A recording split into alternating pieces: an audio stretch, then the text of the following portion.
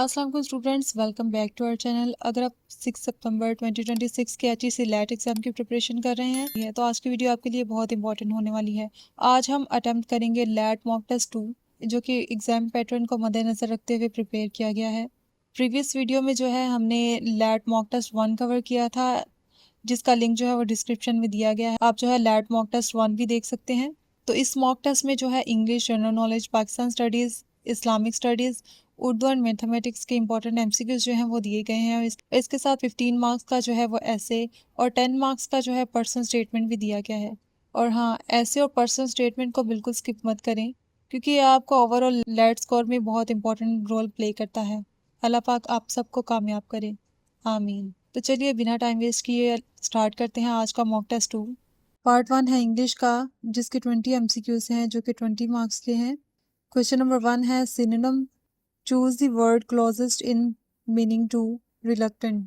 हमें जो है इसका क्लोजेस्ट मीनिंग जो है वो करेक्ट करना है, इसका सिनोनिम लिखना है। रिलक्टेंट का मतलब होता है हिचकिचाहट का शिकार होना या किसी बात पर जो है वो आमादा ना होना। ऑप्शन ए है विलिंग, आमादा हो जाना, किसी बात के लिए मान जाना। अनविलिंग, आमादा ना होना। एक्साइटेड पुरजोश और कॉन्फिडेंट पुरएतमाद। इसका जो क्लोजेस्ट मीनिंग है रिलक्टेंट का कि आमादा ना होना, इसका ऑप्शन बी करेक्ट है, अनविलिंग। अनविलिंग का मतलब भी यही है कि आमादा ना होना। Reluctant means unwilling, hesitant to do something. Reluctant का मतलब है किसी काम को करने के लिए आमादा ना होना या हिचकिचाहट महसूस करना। क्वेश्चन नंबर 2 है एंटोनिम। इसका हमें जो है वो एंटोनिम लिखना है। Choose the opposite of scarce. Scarce का हमें जो है वो एंटोनिम लिखना है।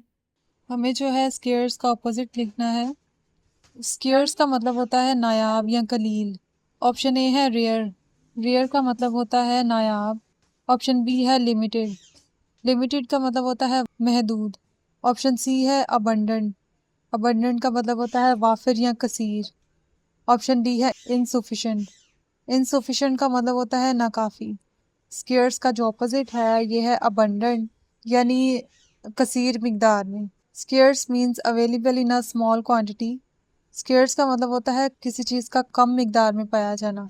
While abundant means available in large quantities. और दूसरी तरफ जो अबंडेंट का मीनिंग है ये है कि लार्ज क्वांटिटी में किसी चीज़ का पाया जाना। नेक्स्ट है क्वेश्चन नंबर 3, करेक्ट प्रेपोजिशन। हमें जो है करेक्ट प्रेपोजिशन लिखनी है यहाँ पर। She has been waiting dash the bus for half an hour.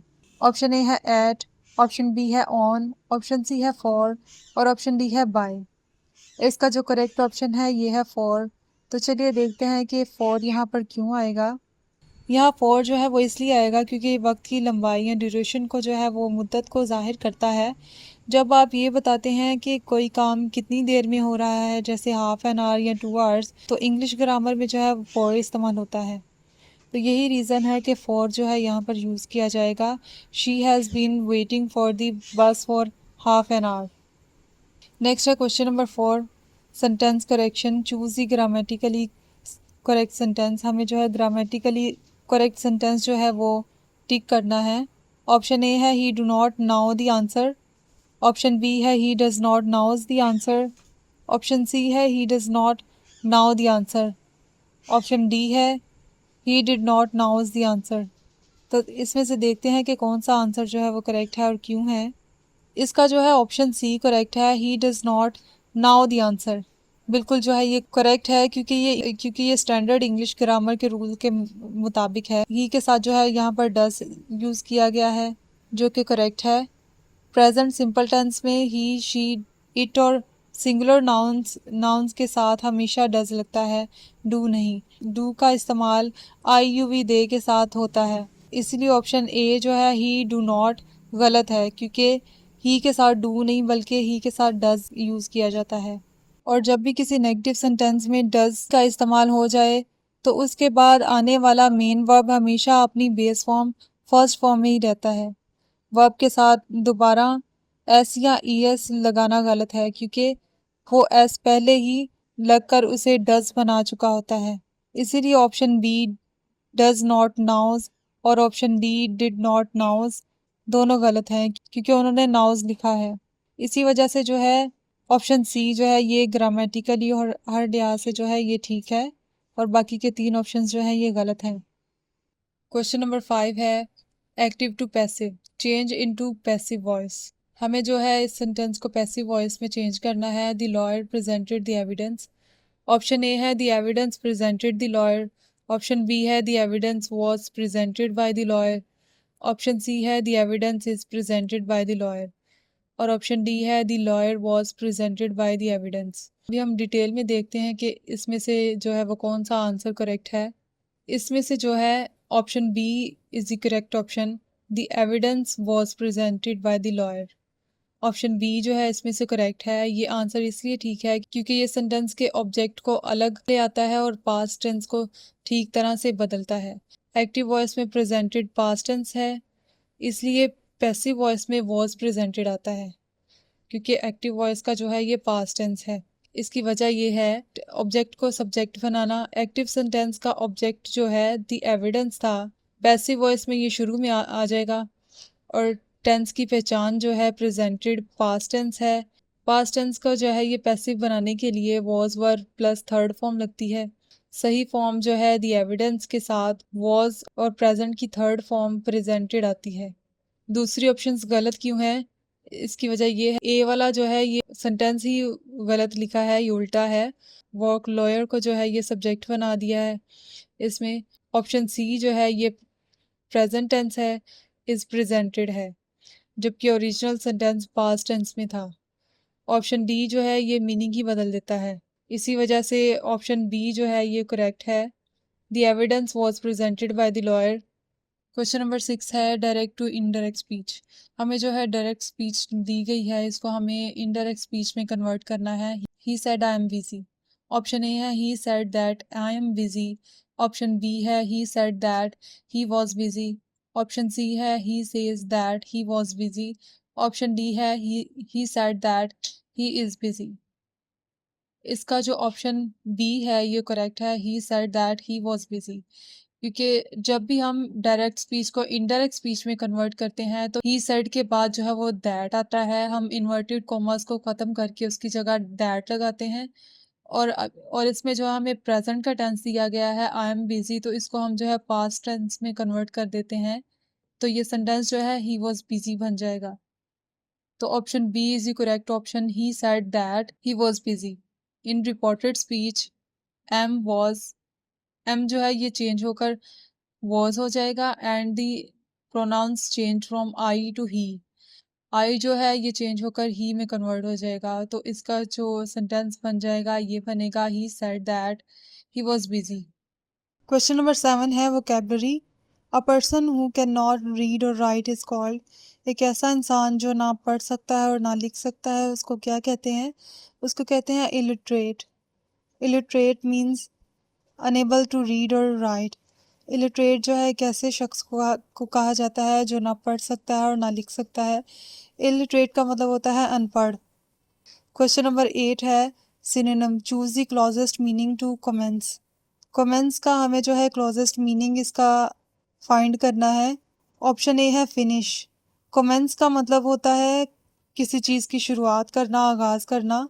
Option A है फिनिश। फिनिश का मतलब होता है ख़त्म करना। ऑप्शन बी है बिगिन। बिगिन का मतलब होता है शुरू करना। ऑप्शन सी है डिले। डिले का मतलब होता है ताख़ीर करना, देर करना किसी चीज़ में। और ऑप्शन डी है स्टॉप। स्टॉप का मतलब होता है रोक देना। तो कमेंस का जो सेम मीनिंग है ये है बिगिन। दोनों का मीनिंग है शुरुआत करना या आगाज़ करना किसी चीज़ का। कमेंस मीन्स टू स्टार्ट और बिगिन समथिंग। कमेंस का मतलब है किसी चीज़ को जो है वो स्टार्ट करना या शुरुआत करना। क्वेश्चन नंबर 9 है antonym, choose the word closest in meaning to diligent. Diligent का क्लोजेस्ट मीनिंग जो है हमें फाइंड करना है। डेलिजेंट का मीनिंग होता है मेहनती। ऑप्शन ए है लेज़ी, सुस्त। ऑप्शन बी है केयरलेस, लापरवाह। ऑप्शन सी है हार्ड वर्किंग। हार्ड वर्किंग का मतलब होता है मेहनती, मेहनत करने वाला। और ऑप्शन डी है वीक, यानी कमज़ोर। और इसका जो करेक्ट मीनिंग है डेलिजेंट का, हमें जो है वो सेम मीनिंग जो है वो करेक्ट करना है। तो डेलिजेंट का करेक्ट मीनिंग है हार्ड वर्किंग। दोनों का मतलब है मेहनती।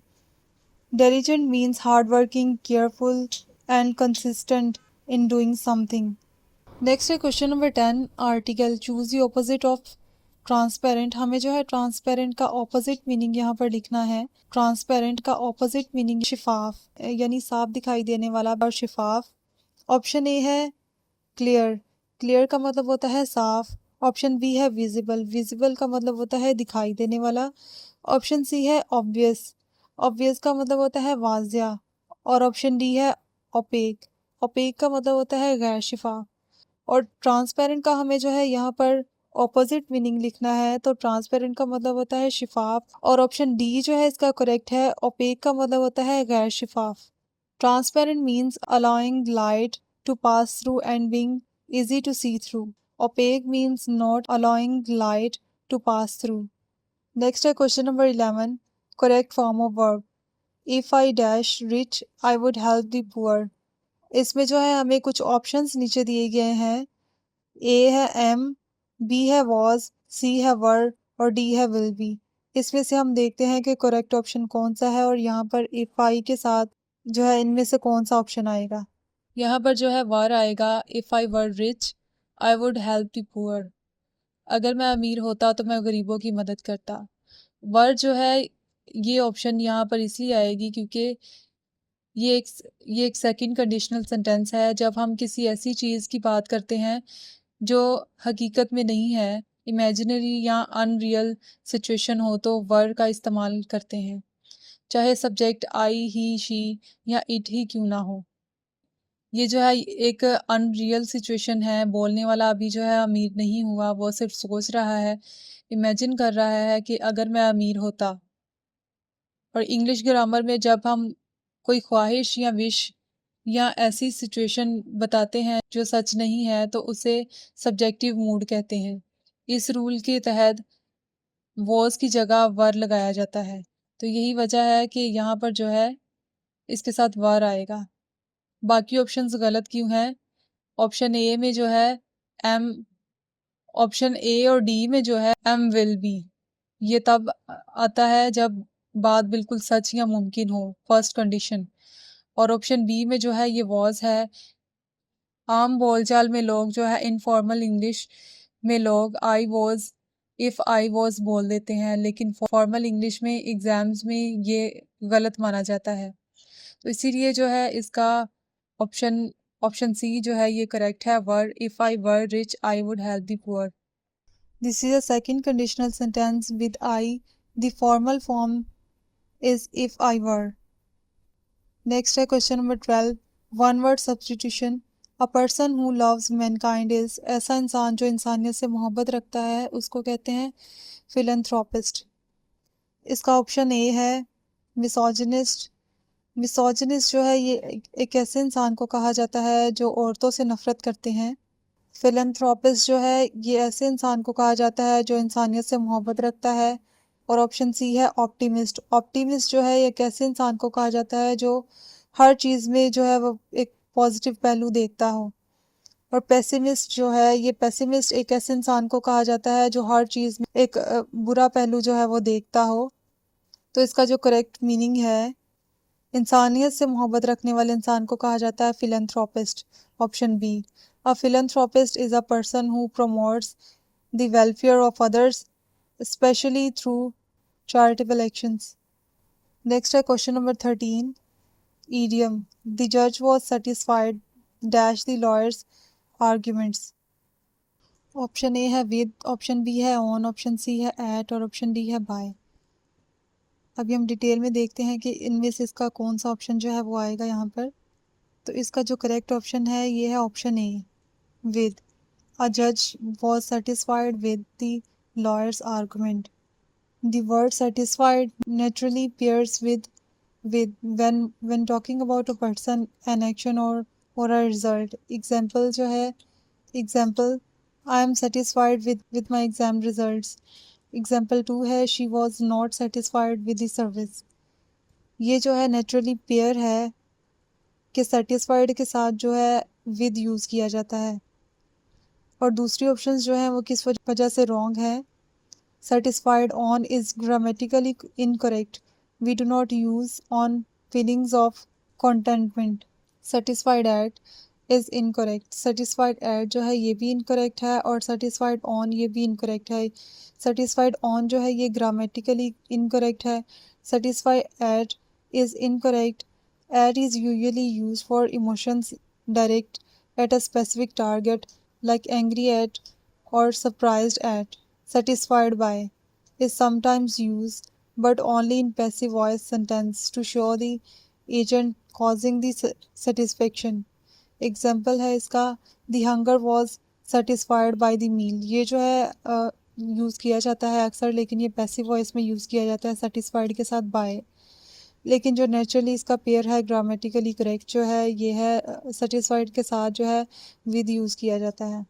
The correct expression is satisfied with something. Next question number 14, preposition. The students are interested dash learning English. Option A है on, ऑप्शन बी है at, ऑप्शन सी है in और ऑप्शन डी है for. इसका जो करेक्ट आंसर है ये है in. The students are interested in learning English. The correct phrase is interested in. Interested के साथ जो है ये in आएगा। नेक्स्ट है question number 15, subject verb agreement change into passive voice. हमें जो है इस सेंटेंस को पैसिव वॉइस में चेंज करना है। People respect honest leaders.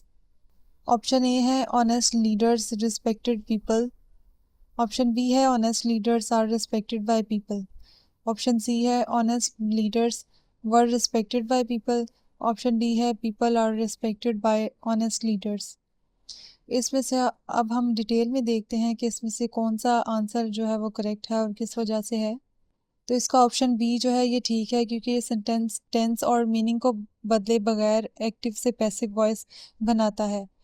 Active sentence people respect honest leaders में रिस्पेक्ट प्रेजेंट टेंस है, इसलिए पैसिव में आर रिस्पेक्टेड आना चाहिए।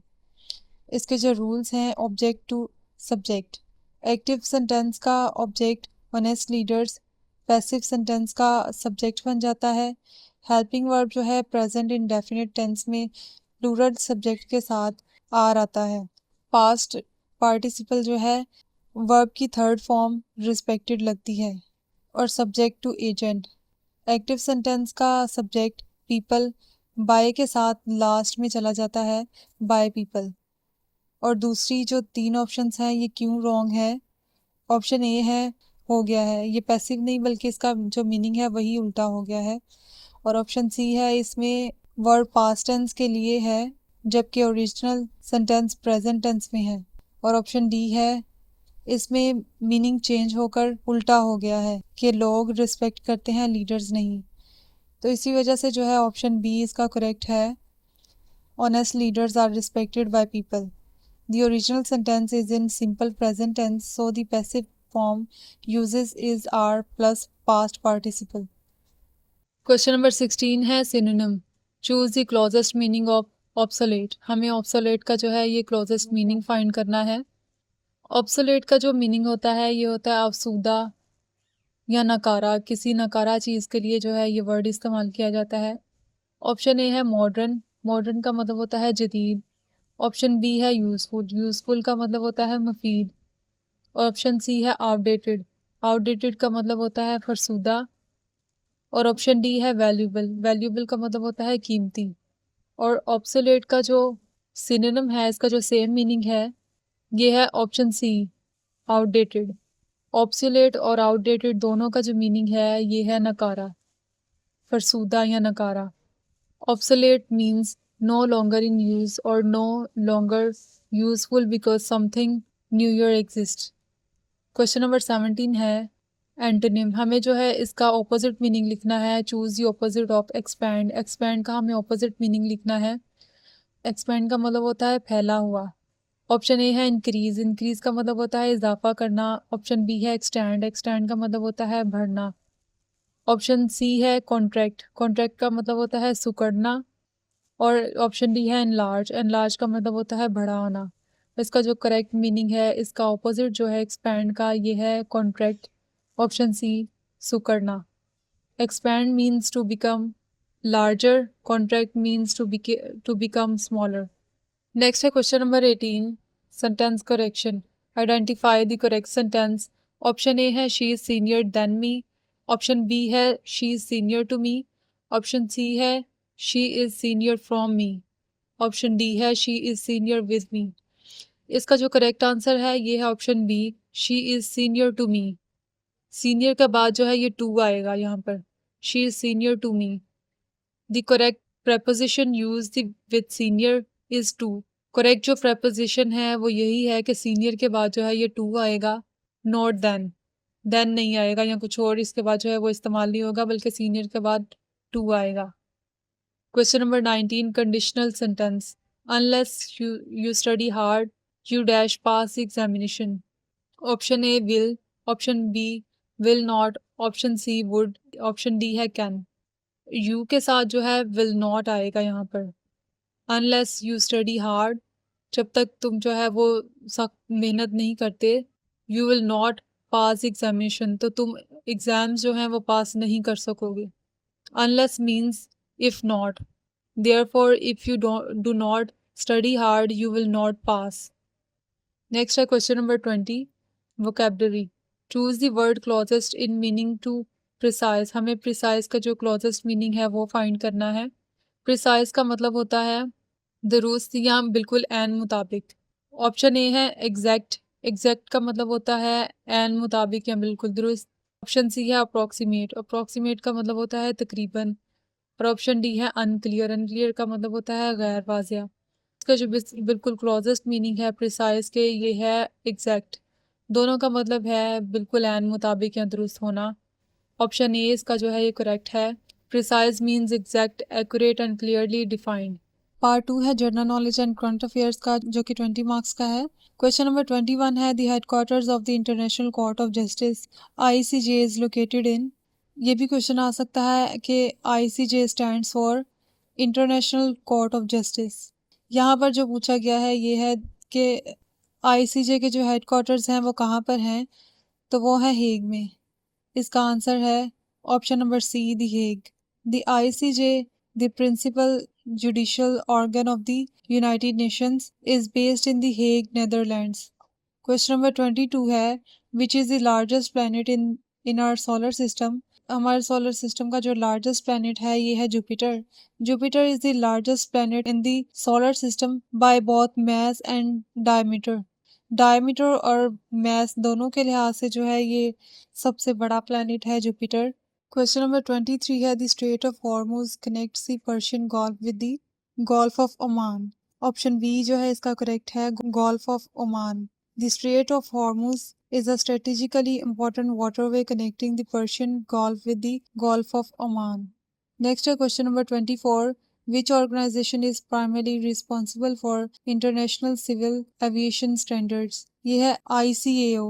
ICAO stands for International Civil Aviation Organization and develops international standards for civil aviation. Question number 25 है what is the chemical symbol for gold. Gold का जो chemical symbol है ये है AU। AU comes from Latin word aurum meaning gold. Question number 26 है which desert is the largest hot desert in the world. World का जो hot desert है ये है Sahara desert. The Sahara covers a huge part of North Africa and is the world's largest hot desert. Next है question number 27। The Nobel peace prize is awarded in Oslo. Unlike the other Nobel Prizes, the Nobel Peace Prize is awarded in Oslo, Norway. Question number 28 है which gas is most abundant in Earth's atmosphere? अर्थ के atmosphere में जो है सबसे ज़्यादा पाई जाने वाली gas कौन सी है, तो ये है nitrogen. Nitrogen makes up approximately 78% of Earth's atmosphere. Next है question number 29। Which country gifted the famous Statue of liberty to the United States. United States को जो है स्टैचू ऑफ लिबर्टी किस कंट्री ने गिफ्ट किया था, तो स्टैचू ऑफ लिबर्टी जो है ये अमेरिका को फ्रांस ने गिफ्ट किया था। France presented the statue of liberty to the United States as a symbol of friendship between the two nations. ये फ्रेंडशिप को जाहिर करने के लिए फ्रांस ने जो है अमेरिका को गिफ्ट किया था statue of liberty. Question number 30 है the world trade organization primary deals with. ये भी क्वेश्चन आ सकता है कि WTO stands for world trade organization. यहाँ पर जो सवाल पूछा गया है ये है the world trade organization WTO primarily deals with, ये किसके साथ जो है वो डील करता है। इसका ऑप्शन ए जो है करेक्ट है, international trade. The WTO world trade organization establishes and oversees rules governing international trade between nations. Next है question number 31, which ocean is the deepest in the world. World का जो deepest ocean है ये कौन सा है, तो ये पैसिफिक ओशन है। वर्ल्ड का जो लार्जेस्ट ओशन है ये भी पैसिफिक ओशन है, और डीपेस्ट ओशन भी जो है ये पैसिफिक ओशन है। और पैसिफिक ओशन में ही जो है ये मरियाना ट्रेंच मौजूद है। हवाई भी पैसिफिक ओशन में मौजूद है। हवाई जो है ये अमेरिका का एक स्टेट है जहाँ पर पैसिफिक ओशन पाया जाता है। हवाई एक जजीरे का एक आइलैंड का नाम है जो कि पैसिफिक ओशन में मौजूद है। क्वेश्चन नंबर 32 है, what does GDP stand for. GDP stand for gross domestic product. GDP measures the total monetary value of goods and services produced within a country during a specific period. Question number 33 है, which planet is famous for its prominent ring system. Prominent ring system की वजह से जो है कि इस planet को जाना जाता है, तो ये है Saturn. Saturn has the most prominent and extensive ring system among the planets in our solar system. Question number 34 है, the headquarters of the world health organization WHO is in Geneva. WHO के जो headquarters हैं ये जनीवा में मौजूद हैं। और ये भी सवाल जो है अक्सर पूछा जाता है और ये काफ़ी बार लैट में जो है वो आ भी चुका है। WHO stands for world health organization. WHO's headquarters is located in Geneva, Switzerland. Question number 35 है, which instrument is use to measure atmospheric pressure. Atmospheric pressure को जो है मैयर करने के लिए कौन सा इंस्ट्रूमेंट यूज़ किया जाता है, तो ये है barometer. A barometer measures atmospheric pressure while anemometer measures wind speed. Anemometer जो है ये हवा की स्पीड को मेजर करने के लिए यूज़ किया जाता है, और बैरोमीटर जो है ये एटमॉस्फेरिक प्रेशर को मेजर करने के लिए यूज़ किया जाता है। क्वेश्चन नंबर 36 है, which country has the largest land area in the world. Land area के लिहाज से जो सबसे बड़ी कंट्री है, जो सबसे लार्जेस्ट कंट्री है, ये है Russia. Russia is the world's largest country by total land area. Question number 37, what is the currency of South Korea. South Korea की जो करेंसी है ये है won. The official currency of South Korea is the South Korean won. और China की currency जो है, ये भी सवाल पूछा जाता है कि चाइना की करेंसी कौन सी है, तो चाइना की करेंसी है युआन। क्वेश्चन नंबर 38 है, विच UN body is primarily responsible for maintaining international peace and security. Option B is the correct option, Security Council. The UN Security Council has primary responsibility for maintaining international peace and security. UN Security Council जो है ये responsible होती है maintain रखने के लिए international piece and security को। Question number 39 है, विच vitamin is mainly produced in the human body through exposure to sunlight. Vitamin D. Sunlight की मदद से जो है हमारे अंदर कौन सा विटामिन प्रोड्यूस होता है, तो ये है vitamin D. Exposure to ultraviolet B UVB radiations from sunlight enables the skin to produce vitamin D. Question number 40 है, which country is home to the ancient city of Petra? ये है Jordan. Petra is an ancient archaeological city in southern Jordan, famous for its rock-cut architecture.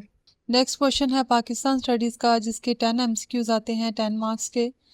Question number 41, the objective resolution was passed by Pakistan constituent assembly in 1949. The objective resolution was presented by Liaquat Ali Khan. Objective resolution जो है ये present की लियाकत अली खान ने and adopted on 12 March 1949. Question number 42 है, who was the first women governor of the state bank of Pakistan. State bank of Pakistan की जो पहली women governor थी उनका नाम था Shamshad Akhtar. Doctor Shamshad Akhtar became the first woman to serve as governor of the State Bank of Pakistan. Question number 43 है, the Simla Agreement between Pakistan and India was। Shimla agreement जो है पाकिस्तान और इंडिया के दरमियान हुआ 1972 में, 1972 में। The Simla Agreement was signed by Zulfikar Ali Bhutto and Indira Gandhi in July 1972. Question number 44, which is the largest natural freshwater lake in Pakistan? Pakistan में जो है largest natural fresh water lake जो है उसका नाम है Manchar lake. Manchar lake located in Sindh, ये जो है वो सिंध में मौजूद है। In is Pakistan largest natural fresh water lake. Question number 45 है, who served as the first chief justice of Pakistan? First chief justice के तौर पर जो है वो किन्होंने सर्व किया पाकिस्तान में? तो इनका नाम है justice sir Abdul Rashid. Justice sir Abdul Rashid became the first chief justice of Pakistan in 1949. Question number 46 है, the one unit scheme was introduced in 1955. The one unit scheme merged the provinces princely states of West Pakistan into a single administrative unit.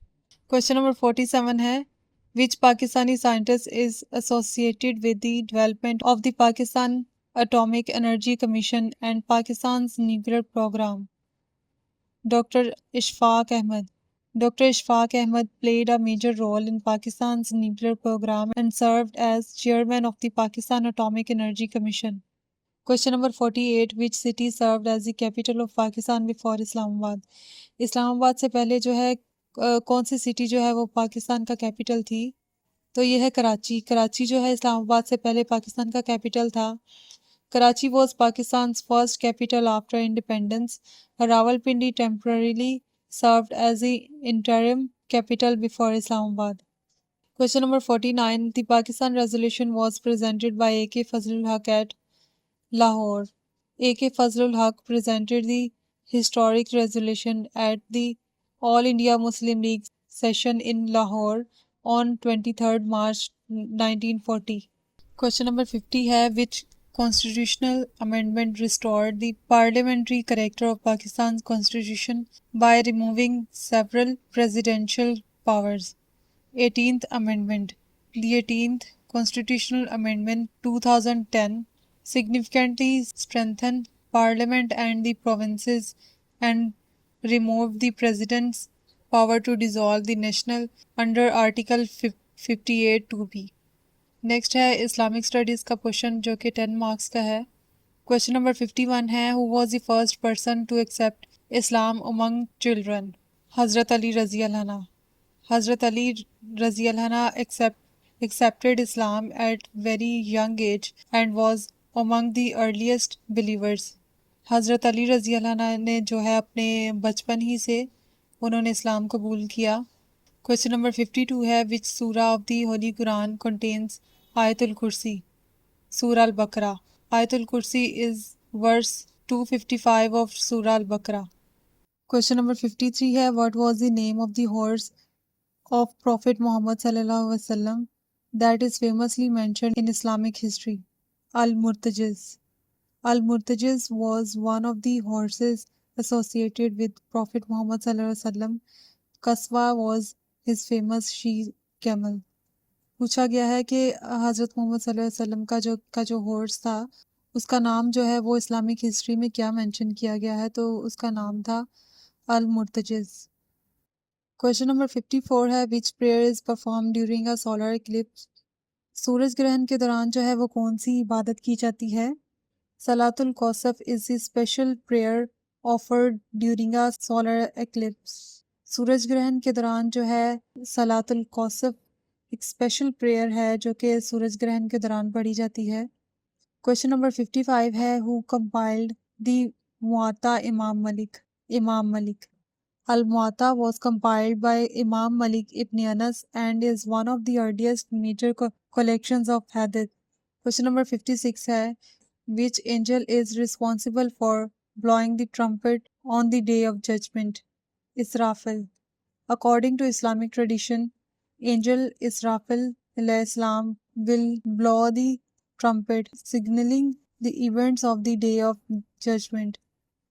Question number 58 है, what is the minimum amount of wealth on which zakat becomes obligatory called? यहाँ पर पूछा गया है कि दौलत की कम से कम मिकदार को क्या कहा जाता है जिस पर जो है ज़कात फ़र्ज होती है? तो इसको कहा जाता है निसाब। Nisab is the minimum threshold of qualifying wealth upon reaching which zakat becomes obligatory subject to the applicable conditions. Question number 59 है which battle is known as Ghazwa Ahzab, battle of Khandaq. Battle of Khandaq को जो है ग़ज़वा अहज़ाब के नाम से जो है वो जाना जाता है। The battle of Khandaq is called Ghazwa Ahzab because several groups, tribes formed an alliance against Medina. Question number 60 है which surah is named after a woman? Surah Al-Maryam. Surah Al-Maryam is named after Maryam Islam, the mother of Prophet Isa Islam. Next है उर्दू का portion जिसके जो है हमें 10 MCQs दिए गए हैं जो कि 10 मार्क्स के हैं। क्वेश्चन नंबर 61 है लफ्ज़ आगाज़ का मुतज़ाद क्या है? मुतज़ाद यानी हमें इसका जो है वो ऑपोजिट लिखना है। ऑप्शन ए है इब्तदा, ऑप्शन बी है इख्तिताम, ऑप्शन सी है शुरू और ऑप्शन डी है इब्तदाकारी। और आगाज़ का जो ऑपोजिट मीनिंग है, आगाज़ का मतलब होता है शुरू होना और इसका जो ऑपोजिट मीनिंग होगा ये होगा ख़त्म होना या इख्तिताम। इख्तिताम का मतलब यही होता है कि ख़त्म होना। ऑप्शन बी जो है ये करेक्ट ऑप्शन है, इख्तिताम। आगाज़ का मतलब शुरू होना होता है जबकि इसके मुखालिफ यानी इख्तिताम यानी ख़ात्मा है। नेक्स्ट है क्वेश्चन नंबर 62, ऊँट के मुंह में ज़ीरा का दुरुस्त मफ़हूम क्या है? ऑप्शन ए है बहुत ज़्यादा खाना, ऑप्शन बी है ज़रूरत से बहुत कम चीज़, ऑप्शन सी है मुश्किल काम करना, ऑप्शन डी है बेमकसद सफ़र करना। ऊँट के मुंह में ज़ीरा का जो करेक्ट ऑप्शन है ये है ज़रूरत से बहुत कम होना। ये मुहावरा ऐसी मिकदार के लिए इस्तेमाल होता है जो ज़रूरत के मुकाबला में बहुत कम हो। क्वेश्चन नंबर 63 है लफ्ज़ खुशबू की जमा क्या है? ऑप्शन ए है खुशबुआन, ऑप्शन बी है खुशबुएं, ऑप्शन सी है खुशबुआत और ऑप्शन डी है खुशबुयात। खुशबू की जो जमा है इसकी करेक्ट ऑप्शन है खुशबुएं। खुशबू की दुरुस्त जमा खुशबुएं हैं। क्वेश्चन नंबर 64 है दर्जल में से इसमें सिफ्त कौन सा है? इसमें सिफ्त जो है किसी की खूबी, खामी या कैफियत को बयान करना जो है इसमें सिफ्त कहलाता है। ऑप्शन ए है लड़का, ऑप्शन बी है खूबसूरत, ऑप्शन सी है किताब और ऑप्शन डी है घर। इसका जो करेक्ट ऑप्शन है ये है ऑप्शन बी खूबसूरत। इसमें जो है वो किसी की सिफ्त बयान की जा रही है, किसी की खूबसूरती का जिक्र किया जा रहा है। जो लफ्ज़ किसी इसम की खूबी, खामी या कैफियत बयान करे इसे इसमें सिफ्त कहते हैं। खूबसूरत जो है ये किसी सिफ्त को बयान करता है। क्वेश्चन नंबर 65 है आंखों का तारा, मुहावरे का क्या मतलब है? ऑप्शन ए है बहुत गुस्से वाला, ऑप्शन बी है बहुत अजीज, ऑप्शन सी है बहुत बहादुर और ऑप्शन डी है बहुत होशियार। आंखों का तारा का मतलब है बहुत अजीज होना। ऑप्शन बी जो है इसका करेक्ट ऑप्शन है। आंखों का तारा इस शख्स के लिए बोला जाता है जो बहुत प्यारा और अजीज हो। क्वेश्चन नंबर 66 है दर्जल में से मुज़क्कर लफ्ज़ कौन सा है? ऑप्शन ए है कुर्सी, ऑप्शन बी है किताब, ऑप्शन सी है दरवाज़ा, ऑप्शन डी है घड़ी। इसका जो सी ऑप्शन है ये है करेक्ट, दरवाज़ा। मुज़क्कर जो है ये किसी मेल के लिए इस्तेमाल किया जाता है, तो इसका जो करेक्ट ऑप्शन है ये है दरवाज़ा। दरवाज़ा मुज़क्कर है जबकि कुर्सी, किताब और घड़ी मोनस अल्फाज हैं। क्वेश्चन नंबर 67 है लफ्ज़ अरूज का मुतज़ाद क्या है? मुतज़ाद यानी इसका ऑपोजिट लिखना है। ऑप्शन ए है बुलंदी, ऑप्शन बी है तरक्की, ऑप्शन सी है जवाल और ऑप्शन डी है कामयाबी। अरूज का जो ऑपोजिट है ये है जवाल। ऑप्शन सी इसका करेक्ट है। अरूज के मायने बुलंदी या तरक्की के हैं जबकि जवाल इसके मुखालिफ मानी रखता है। क्वेश्चन नंबर 68 है दूध का दूध पानी का क्या मतलब है? ऑप्शन ए है पानी साफ करना, ऑप्शन बी है चीज़ों को मिलाना, ऑप्शन सी है हक और बातिल में फ़र्क वाज़ह करना, ऑप्शन डी है दूध को महफूज करना। दूध का दूध और पानी का जो मतलब है ये ऑप्शन सी जो है ये करेक्ट ऑप्शन है, हक और बातिल में फ़र्क वाज़ह करना। ये मुहावरा किसी मामले की हकीकत वाज़ह करने और दुरुस्त और गलत को अलग करने के लिए इस्तेमाल होता है। क्वेश्चन नंबर 69 है दर्जल में से अहम मानी अल्फाज के दुरुस्त जोड़ी कौन सी है? ऑप्शन ए खुश, गमगीन, ऑप्शन बी आगाज़, इब्तदा, ऑप्शन सी दिन रात, ऑप्शन डी सच झूठ। और इसका जो ऑप्शन बी है ये करेक्ट है, आगाज़ इब्तदा। आगाज़ और इब्तदा दोनों के मानी शुरू के हैं, इसलिए ये हम मानी अल्फाज हैं। क्वेश्चन नंबर 70 है, अली ने खत लिखा में फेल कौन सा है? फेल से मुराद किसी काम को करना ना के हैं। ऑप्शन ए है अली, ऑप्शन बी है ने, ऑप्शन सी है खत और ऑप्शन डी है लिखा। अली ने खत लिखा, इसमें जो फेल है ये है लिखा, ऑप्शन डी। लिखा काम करने के होने को जाहिर कर रहा है, इसलिए ये फेल है। नेक्स्ट क्वेश्चन है मैथमेटिक्स का, जो कि 5 मार्क्स का है। क्वेश्चन नंबर 72 है, a man buys a book for ₹800 and sells it for ₹920। एक आदमी ने जो है वो किताब खरीदी 800 रुपये की और उसने सेल की 920 रुपये की। What is his profit percentage? उसकी जो है प्रॉफिट की परसेंटेज क्या है? हमें जो है उसकी प्रॉफिट की परसेंटेज निकालनी है। तो नीचे जो है सोल्यूशन दिया गया है। Profit is equal to 920 minus 800। उसने जो जितने की बुक जो है वो सेल की, उसमें से माइनस कर देंगे उसने जितने की बुक खरीदी उस वैल्यू को। तो 920 में से 800 को जब माइनस करेंगे तो आंसर आएगा 120, 120 आंसर आएगा। अभी हमें जो है इसकी परसेंटेज निकालनी है। Profit percentage is equal to profit divided by cost price. हमें जो प्रॉफिट अभी हमने जो 120 निकाली है उसको हमें कॉस्ट प्राइस पर जो है वो डिवाइड करना है। कॉस्ट प्राइस हमारे पास थी 800 और जो अभी हमने आंसर निकाला प्रॉफिट का वो था 120। 120 को हम डिवाइड कर देंगे 800 पर और जो आंसर आएगा उसको हम मल्टीप्लाई कर देंगे 100 के साथ, तो हमारे पास आंसर आ जाएगा 15%। इसका जो करेक्ट आंसर है ये है 15%। नेक्स्ट है question number 73, if 5 workers can complete a job in 12 days. अगर 5 वर्कर्स जो है वो 12 दिन में अपना काम कंप्लीट करते हैं। Assuming all workers work at the same rate, how many days will 10 workers take? तो 10 वर्कर्स जो हैं वो कितने दिनों में काम करेंगे? नीचे जो है इसका सोल्यूशन दिया गया है। वर्कर्स को जो है हम मल्टीप्लाई करेंगे डेज के साथ। हमें जो है 5 वर्कर्स से जिन्होंने अपना काम कंप्लीट किया 12 डेज में, हम जो है दोनों को मल्टीप्लाई कर देंगे। और नेक्स्ट जो है कि 10 वर्कर्स जो हैं वो कितने दिनों में काम कंप्लीट करेंगे और हम इसको जो है इक्वल कर देंगे कांस्टेंट के, यानी कि 10 वर्कर्स के। 5 को मल्टीप्लाई करके 12 के साथ आंसर आया 60। 60 इज इक्वल टू 10। 60 को हम डिवाइड कर देंगे 10 पर और x की वैल्यू जो है हमारे पास आ जाएगी 6। तो 10 वर्कर्स जो हैं उन्होंने 6 डे में जो है अपना काम मुकम्मल किया। 6 दिनों में उन्होंने अपना जो है वो काम मुकम्मल किया। क्वेश्चन नंबर 74 है, a number is increase from 80 to 100, what is the percentage increase? हमें जो है इसकी परसेंटेज निकालनी है जो इंक्रीज़ हुई है। इसका सोल्यूशन जो है नीचे दिया गया है। Increase is equal to 100 minus 80। हमारे पास जो है वो इसके जो नंबर हैं वो 20 इंक्रीज़ हुए थे, तो 80 को हम माइनस करेंगे 100 में से और आंसर आ जाएगा 20। परसेंटेज जो इंक्रीज़ हुई है उसको हम रखेंगे ऊपर। 20 को हम डिवाइड करेंगे 80 के साथ और आंसर आ जाएगा हमारे पास 0.2। इसको 0.2 को हम मल्टीप्लाई करेंगे 100 के साथ, तो हमारे पास आंसर आ जाएगा 25%। तो इसका जो करेक्ट आंसर है ये है 25%। नेक्स्ट जो क्वेश्चन है ये है question number 75, a train travels 240 kilometre in 4 hours, what is it's average speed? एक ट्रेन जो है वो 240 किलोमीटर जो है 4 घंटों में ट्रैवल करती है और इसकी एवरेज स्पीड जो है वो क्या है? तो इसका हम सोल्यूशन देखते हैं।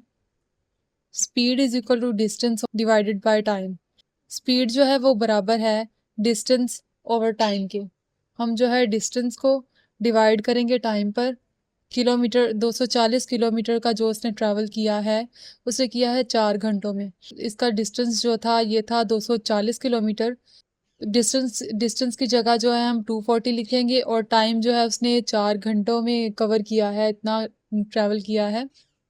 तो टाइम की जगह हम 4 घंटे जो उसने ट्रैवल किया है वो लिखेंगे और 240 को हम डिवाइड करेंगे 4 पर, तो हमारे पास आंसर आ जाएगा 60 किलोमीटर पर आवर। तो ये इसका करेक्ट आंसर है 60 kilometre per hour. Question number 76 है ऐसे राइटिंग, जो कि 15 मार्क्स का है। इसके कुछ इंपॉर्टेंट टॉपिक्स जो हैं वो दिए गए हैं जिनको आप प्रिपेयर कर सकते हैं। Importance of education in Pakistan. Pakistan में जो है एजुकेशन की इम्पोर्टेंस क्या है? नीचे जो है इस टॉपिक के हवाले से कुछ पॉइंट्स दिए गए हैं जिन पर आप लिख सकते हैं। Very common and easy to prepare, ये जो है बहुत ही कॉमन है और इसको आप जो है वो आसानी से लिख सकते हैं। You can discuss education, youth, unemployment, development and the countries future. आप इसमें जो है ये लिख सकते हैं एजुकेशन, यूथ और अनएम्प्लॉयमेंट, बेरोज़गारी के बारे में, और डेवलपमेंट, कंट्री के जो है वो डेवलपमेंट के बारे में आप लिख सकते हैं। एजुकेशन को जो है वो डिस्कस कर सकते हैं। Easy to write with examples and a clear conclusion. आप जो है इसको आसानी से जो है एग्जांपल्स देकर लिख सकते हैं। हमारे माशरे के लिए जो है वो एजुकेशन क्यों इम्पोर्टेंट है, आप इस पर जो है वो लिख सकते हैं। इसके साथ जो है कुछ अल्टरनेटिव टॉपिक्स जो हैं वो दिए गए हैं जिनको आप प्रिपेयर कर सकते हैं, जिसमें है क्लाइमेट चेंज इन पाकिस्तान। एक ऐसे जो है इस टॉपिक पर भी दिया जाता है माहौलियाती आलूदगी या क्लाइमेट, पाकिस्तान के क्लाइमेट के बारे में। इस पर भी जो है एक टॉपिक दिया जाता है। और यहाँ पर है climate change in Pakistan, social media advantages and disadvantages. Social media के जो है एडवांटेजेस और डिसएडवांटेजेस, रूल ऑफ लॉ। आप जो है इन टॉपिक्स को भी प्रिपेयर कर सकते हैं ऐसे के तौर पर, इनके आने के जो है वो चांसेस हैं। क्वेश्चन नंबर 77 है पर्सनल स्टेटमेंट का, जो कि 10 मार्क्स का आता है। इसका जो है एक टॉपिक यहाँ पर बताया गया है, why do you want to study law, कि आप लॉ की जो है वो स्टडी क्यों करना चाहते हैं।